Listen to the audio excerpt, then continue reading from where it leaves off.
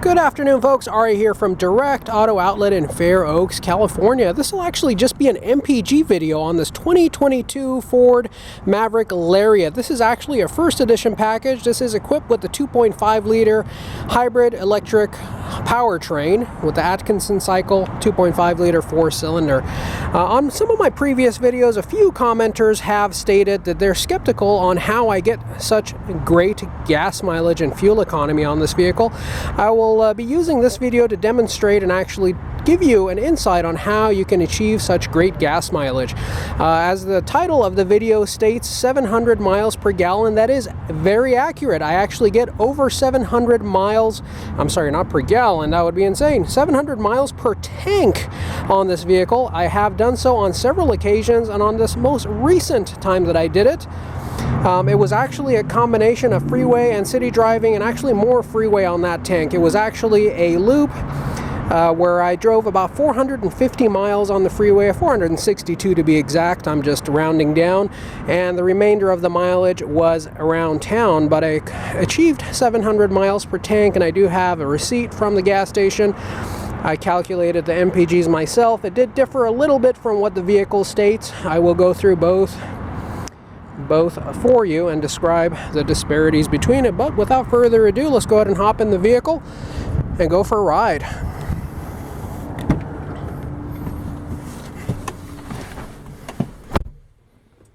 Alright, so first and foremost, as you can see from this receipt over here, we replaced 14.396 gallons of fuel onto this vehicle, which you may ask, well, how did you do that? This is a 13.8 gallon tank on this vehicle. I am not too sure. The 13.8 gallons is what's reported by Ford. However, I have consistently been able to fit more than that in the vehicle. So I don't know if that is the fuel that gets put into the filler neck or in the top portion of the tank that's not calculated. But nonetheless, on this very last tank, I went 700.0 miles. I was able to put 14.396 gallons of fuel, and that calculated out to 48.625 miles per gallon. On the vehicle display itself, it was just over 50 miles per gallon. The picture in the thumbnail of this video is actually the screenshot I took right at the gas station. So I got over 50 MPGs based on the vehicle. In actual real life, I got 48.625. If we round up, 48.63. Still quite good. As you can see, my distance to empty right now is stating 668 miles. I consistently get 700 miles per tank. I filled the fuel yesterday, drove the vehicle home, drove it back to work today, and have done some around town driving. The display actually did read over 700 miles to empty originally, and has now come down to 668. There's no rocket science to how you can achieve that on the vehicle. It's quite simple, and most of you pretty much know it, but every vehicle is a little bit different. The key is just really how you accelerate and how you brake in this vehicle. If you look at the tach right there, which is the closest thing to a tach, it's not really a tach, but when your needle goes into the green, you are using your regenerative braking to brake and charge the battery. And once that needle goes between the 0, which you see right now, in the very next line, in that range, the vehicle does stay in all-electric mode. And once the vehicle is in all-electric mode, you are going to be using your battery power until that battery is deplenished, and then the gasoline engine is going to come on and help propel the vehicle. So if you do actually drive the vehicle in a fashion where you are exhausting your battery power while you're driving and allowing the vehicle to recharge it, whether it be with coasting or whether it be with just braking, or whether it be actually during acceleration, because during acceleration you will also be charging your battery as well. The system and the display on the vehicle does have several different ways for you to take a look and see how your internals of your hybrid system is working. It allows you to see when you are charging, when you are using your battery, and when your regenerative braking is working. It will also let you know when you are idling in all-electric mode and when you are idling and charging the battery. If you do use your vehicle's display to kind of guide you on what the vehicle is doing at any given time, it will allow you to be able to hypermile and get the most efficient results as possible.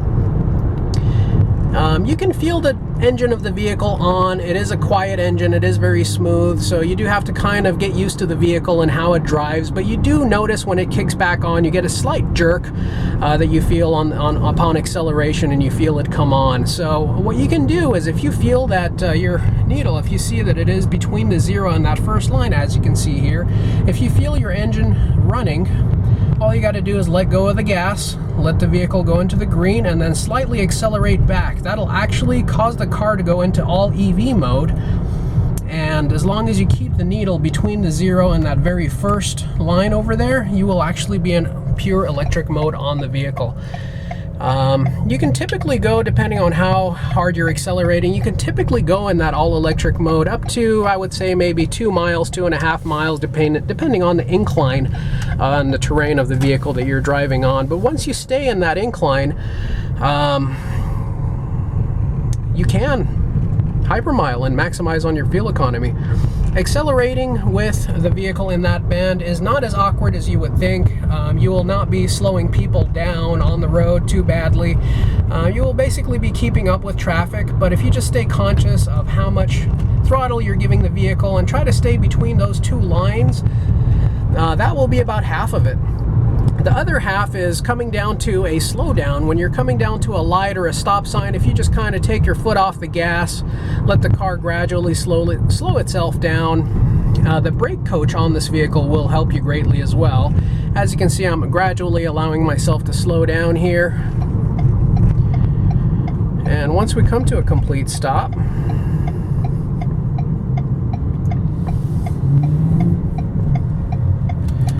brake coach on the vehicle will let you know how you did. Once you come to a complete stop, it'll let you know how much of your energy you were able to save back. So I got 100% of my energy returned, which means that the energy it took to get the vehicle up to the speed that it was at was 100% returned. Now, as you can see, I'm actually going up a hill here. It's tough to see on the camera, but this is quite an incline. The vehicle is going in all electric mode right now. It is accelerating a little bit slower than it would otherwise because it does have to climb this hill and, you know, of course, gravity. But it is not horribly awkward in residential areas and in smaller streets such as the one I'm in. It is quite easy to do. Now that the road is about to flatten out right around where that stoplight is, you will see how much quicker this vehicle will be accelerating once it hits a flat spot. So now the road is flat and I'm still in the all-electric EV range. And you can see the vehicle accelerating much more quickly now that the road is flat. And I can pretty much get up to freeway speed, 65, 70, even 75 miles per hour in all EV mode. Coming up to a stop sign down at the end of the street, so we'll be slowing it down gradually, letting the battery recharge. And once we get a little bit closer to that stop sign, we'll be applying our brakes ever so slowly.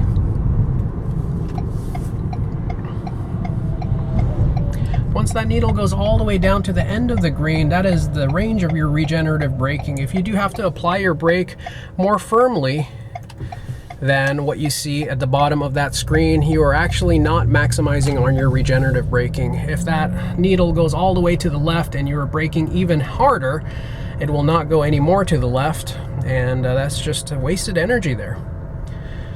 The reason that these hybrids get better fuel economy around town than they do on the freeway is because of that regenerative braking. So that regenerative braking will allow you to save some of that energy that it took to get the vehicle up to the original speed. It stores it in the battery and it uses the electric motor to propel the vehicle. I do apologize if this is elementary for a lot of you. I know that most of you know how the internals of hybrid electric systems work on vehicles, but again, we have had many hybrids throughout the years of us being dealers. We've had Priuses, Honda Civic hybrids, Altima hybrids, Ford Escape hybrids, Energies, many different vehicles, and even though the concept is really the same on every single one of those, the way that you achieve your power band and your all-electric band and the way the vehicle behaves is a little bit different on every vehicle. So for those of you who do have hybrid powered Mavericks currently and just want to know how to get a little bit extra fuel economy, this is how I do it. I'm sure it's not the only style and the only way of getting 700 miles per tank or being able to achieve 50+ miles per gallon in a tank. One thing that may blow your mind is I have actually gotten over 60 miles per tank before. It has consisted on mostly city driving and stop and go driving, not much freeway at all, or if so, just a few miles worth, but it is possible. But with mixed driving, no matter how much, whether it be 60 or 70% freeway or only 30% freeway, to achieve 50+ miles per gallon and 700 miles per tank is quite easy to do with this vehicle. So the EPA numbers are actually very conservative. The vehicle's calculations of your MPG is a little bit off. It does not get quite as good MPGs as the vehicle states, but it is all good. It is very good. We are extremely pleased with this vehicle, and with gas prices reaching $6 and $7 in California, $8 and even $10 in some areas, this vehicle is an absolute godsend. For those of you who have hung out with us through the entirety of this video, we do thank you. If you did like the video, please do consider giving us a thumbs up, and please consider subscribing. It certainly helps us out quite a bit. Please leave your questions and comments in the comment section. Any specific content that you would like to see, please leave in the comment section as well, and we will do our best to provide you with that content. Again, please do consider subscribing, give us a thumbs up, and we certainly hope to see each and every one of your comments soon. I do want to thank you and let you know we do appreciate you hanging out with us and watching our video through its entirety. Thank you and have a great day.